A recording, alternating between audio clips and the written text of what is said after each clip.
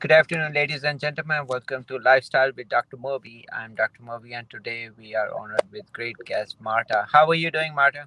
Hi, I'm doing great. Thanks so much for having me. Thank you for coming to our show. So, would you like to introduce to my audience? Sure. So I am Marta Spirk. I'm an empowerment coach and marketing strategist. I work primarily with women entrepreneurs, helping them overcome whatever limitations they may be facing to become more visible, to become more credible, and also to become more profitable. So to increase those sales, but it all starts with the confidence and with that mindset and personal growth. And thank you. You're doing amazing job, and I would like to, first congratulate you on doing that. That's a very difficult topic, uh, for a number of reasons. One is marketing is the hardest thing, and Yeah. also, the woman empowerment. And I would like to actually ask you a few things to start with. So tell me what motivated you to start these two important topics. What really motivated me was becoming a mom. I had a career of over 20 years as a translator, teacher, interpreter. I'm originally from Brazil, so that was my career path. And you would think it was a pretty set path. It's what I'd been doing for so many years, starting as a teenager. And then I was blessed with quite the plot twist. I had triplets in 2016. So now I have 5-year-old triplets, and it kind of sent me on this self-discovery journey of, who am I? What am I going to be imparting to these kids? What is my legacy? And it really pushed me to understand a little bit more about myself, why I do the things I do, my motivations, my purpose, especially because I want to be able to foster that for my kids. And the fact that they were born the three at the same time, there was always that, concern of, am I fostering their individuality? Am I treating them as individuals, because we're always doing everything together and it's always very streamlined. Um, Now that they're getting older, obviously their personalities are coming through, and we're having to adapt the way we go about things. But that's really what got me started on this empowerment journey, was empowering women because I was empowering myself. So I always joke and say I didn't start coaching out of the goodness of my heart. I started it because I needed it. And so as I was figuring things out and sharing, I saw many women were struggling with similar things and needed that support and that encouragement. So it started with that, and then it evolved into helping women specifically with their business, because again, that was my journey too. So with me being a few steps ahead, I could share some of my learnings and some of my pitfalls, and what helped me, some of the tools that were helpful to me for the people that were, just beginning or a few steps behind me. And then with all the work of the mindset that I do, I also got into a little bit more of marketing, because lots of people think that what they need is more eyes on their business, that's what's going to cut it, that's what's going to make them grow. And in reality, yes, that is helpful, but if you don't have that foundation of who you are and how confident you are in your services, even if you go on national TV, it doesn't mean people will come and hire you, because it all starts within. So it really goes hand in hand. I talk a lot about specific marketing strategies, but the basis of everything is how you feel about yourself, how you talk to yourself, and what you're thinking. Oop, you're muted. I should have. Yes, I want to ask you about first is about marketing. So I know strategies have shifted, especially with the COVID, and things have more digitalization, more Yeah. things. So tell our audience and myself, of course, about what has changed recently or in nowadays. Yes, definitely. So I think more than ever, the online space has been the vehicle that people are using to market their services. I have had all throughout 2020 lots of professionals, well, entrepreneurs that are realtors, financial advisors, and people that relied a lot on in-person networking for their businesses to grow, having to switch to social media, and they didn't know the first thing about it. And many people don't even want to be in that space, because they feel like social media is just an annoying thing, and exposing yourself. And then you get into those limiting beliefs and into those setbacks that people know they need to be seen, but they don't feel safe being seen because they don't want to be judged. What will people think? I don't want to mix business with personal life. And a lot of promoting yourself on social media is letting your personality come through. And that's really the disconnect that I see a lot, is that people want to be 100% professional, but people nowadays, they want to hire the person, not just the service that you're providing. They want to almost know you personally a little bit more, to trust you with their investment. And so that's, I think, the biggest thing is being a little bit vulnerable and letting your personal life shine through. And for some, that boundary may be a little bit fuzzy and it may feel them uncomfortable, but that's exactly what I, aim to teach and to help with, is that it's not a bad thing to let your personality and to let the real you shine through. In fact, it is what you should be doing so that people can connect with you on a deeper level. Mhm.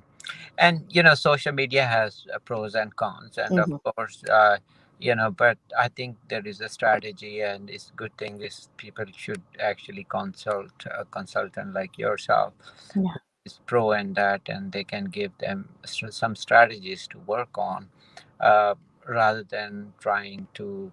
And I would say myself, saying before we came in media, I because of I think I'd never felt social media was my line, Hmm.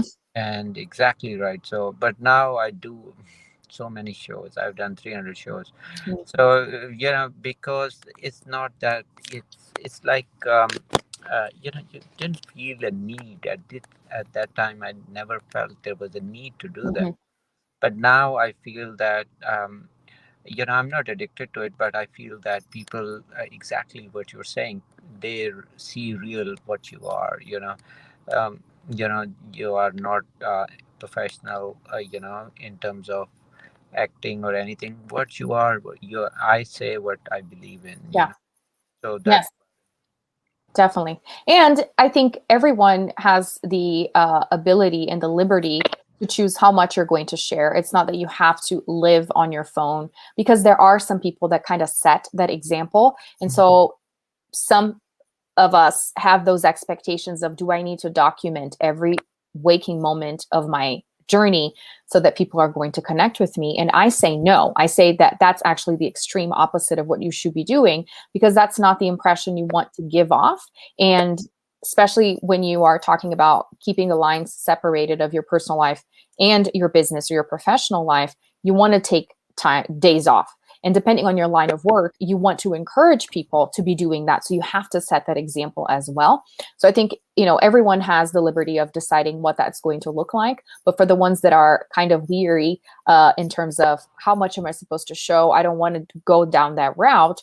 I say, don't worry about it, because you're the one that is in charge. So you're the one who's going to decide how much you're going to show, and especially to avoid that addiction. Because I know lots of people end up getting addicted to the likes, to the validation, to the recognition. And I think that's not social media. That's human behavior. And that's, that exists even before social media. And that's why social media exists the way that it does. It's just a continuation of what we think and what we look for in relationships. So Mhm. yeah, just a little extra Exactly. input So there. that is, I think, great thought to kind of separate those two, because Yeah, social media is one thing, but those likes and those are different things, for sure. definitely. Other thing is I want to ask you is about, I think you do a lot of women empowerment. So tell me a little bit about that. Yes. So this is really my passion, because like I said, the marketing comes as a result of you needing to put yourself out there. What are the tools that you need to use? But you can learn strategy all day long, follow all of the gurus, but implementation is a different thing. And usually what keeps us from implementing and actually seeing success, no matter how many books we read, no matter how many courses we pay for, and no matter how many people we follow as coaches and gurus, is really our mindset and how we feel about ourselves. And this goes way back into your childhood, into your upbringing. And oftentimes we think, well, I developed this a couple years ago. And that's really not true. The person that you are today is a result of all of the decisions and all the events that have happened to you from many, many years ago. And these are the things that I encourage women to look back on, not to dwell in, but to really acknowledge, so that they can see the results and the consequences of that in their current reality, so they can start making some changes. And it all starts with acknowledging those things. So in terms of empowerment, for me, empowerment is taking full responsibility for your own happiness and your success. And a lot of what I see is whenever we're unhappy, we're looking for people that we can blame, or situations and things that we can blame, to say, this is why I'm not happy right now, because of my spouse, because of my family, because of the economy or the government or whatever. And although those things, I'm sure, play a part in your circumstances, at the end of the day, you are the one in charge of your reactions, right? And so in terms of empowerment, what I encourage a lot is self-awareness, which goes hand in hand with my own journey of understanding, why do I think the way I do? Why do I act the way I do?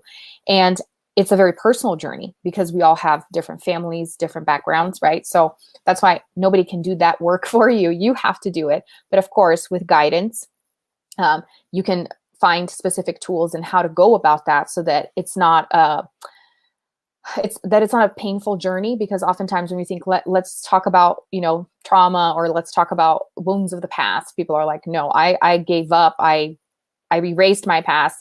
There are several people that say, I remember nothing about my childhood, because it may have been troubled or whatever it is. And my focus really is in understanding how your current behaviors stem from situations of the past, so that you can make changes.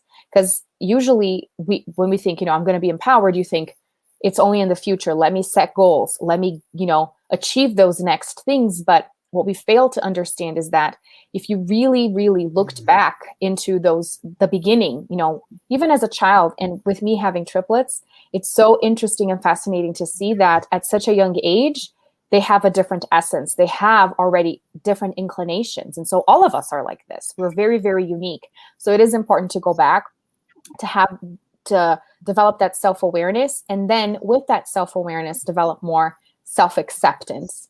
And that's where, self-love comes in, and really not caring so much about people's opinions and being authentic. Yeah, that is so true.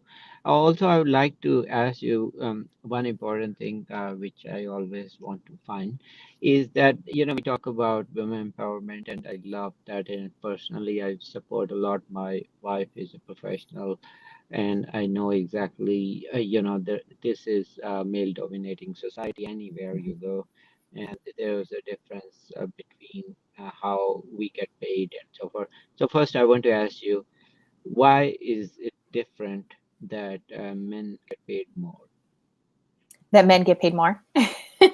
I think this has been, something that's been going on for years. And in many ways, there are different sides of this discussion of saying that it is men's fault, that it is a male dominant world. And I come from the perspective of times have changed. And in many ways, the pressure on women to multitask and to do several different things at the same time is also not very productive. So when we're looking at let's be equal here, there is this pressure of burnout and of overwhelm that I see even with myself.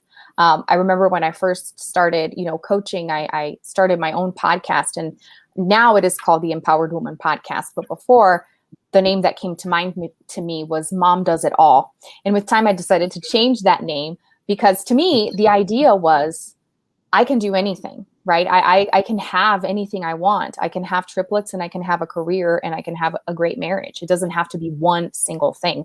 And I think those things are true.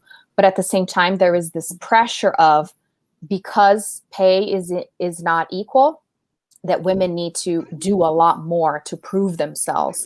And then we actually fall into this trap, which is not what we're going for, of really making women so overwhelmed and so exhausted. So while I don't have a straight answer of why men still get paid more, I guess my contribution to this discussion is that while we're looking so much for equality, that comes with a price of us wanting to be like men to prove ourselves. And I don't think that that's healthy. And I don't think that that's possible, because we are made different and for a reason.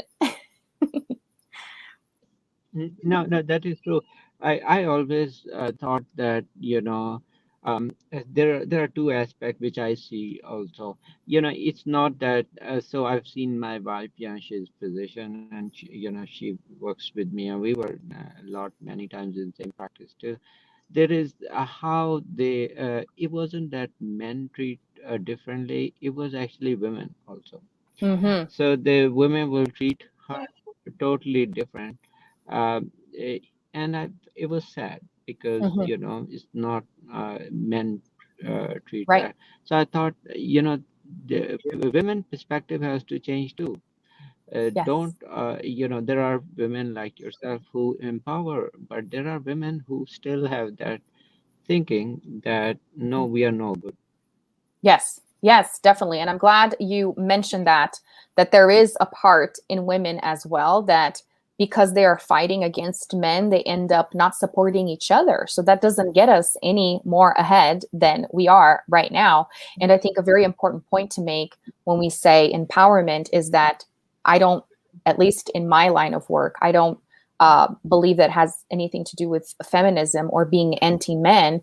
In fact, I believe the more self assured you are as a woman, the more you understand the need of men and the role that men play in society. Because, like I said, we're made different, we have different roles. And one of the things that I always like to mention, and it's even an imagery that comes in the Bible that says, the eye can't say to the nose, I don't need you. We all need each other because we have, different gifts and different things that we can use to contribute.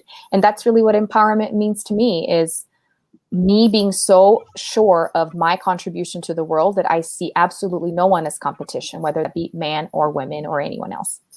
And that is so true. So, that men and women are built differently, and that's true. And they have different strengths. I mean, each of them have very, and it's actually best is to give importance to each other's strengths, Yeah, and just value them for their strengths, and not because you can't compare apple and oranges because exactly. they are.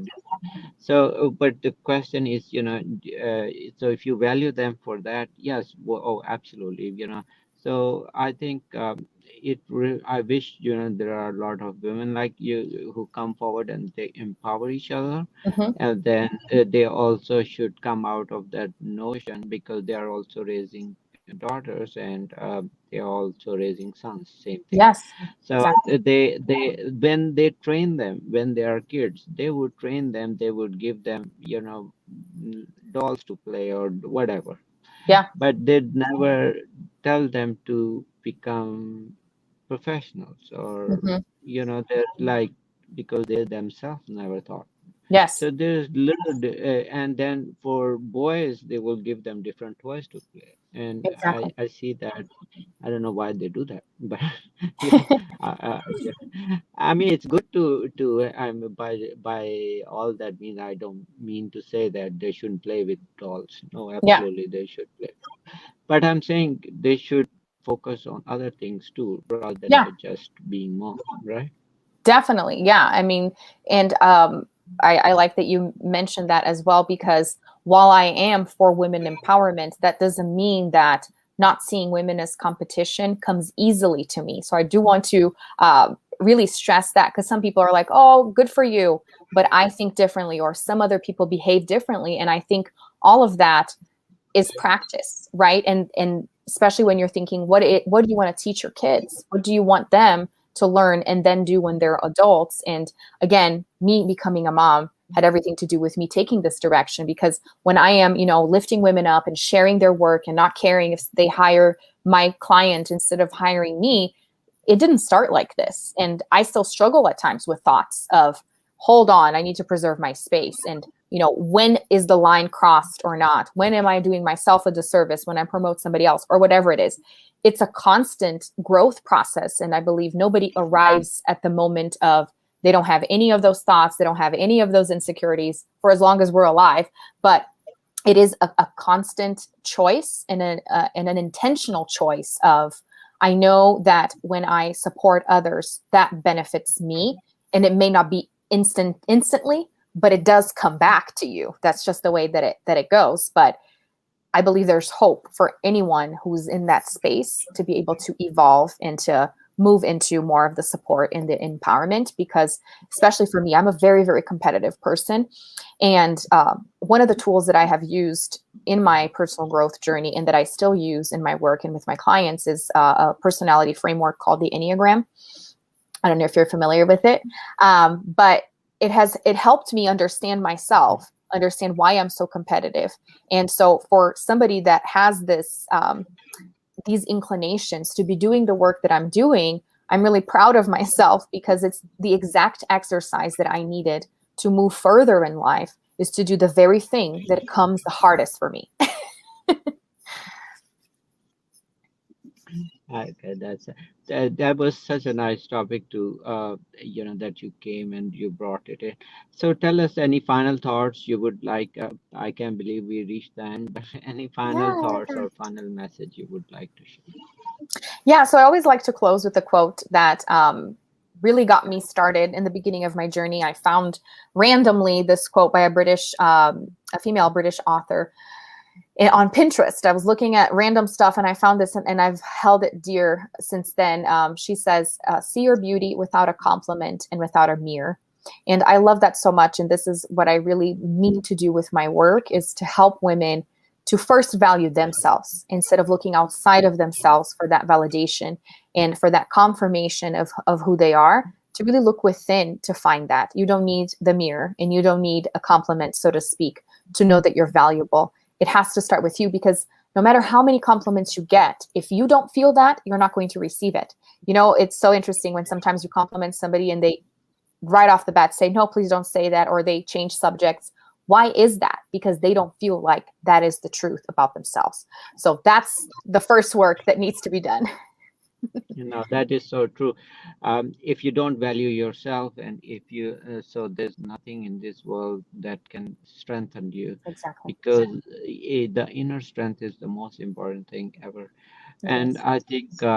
I think you're doing a phenomenal job, and I wish, like I said, more women come forward and support each other. And that is actually just it's a, like you said, it's not against men. And it is just we need a kind of equal, or proper place. I shouldn't say just equal, but it's a proper place for everyone to get, like, for pay, for recognition. Everything has to be really recognized and given importance and what you deserve. Yes, Right. definitely.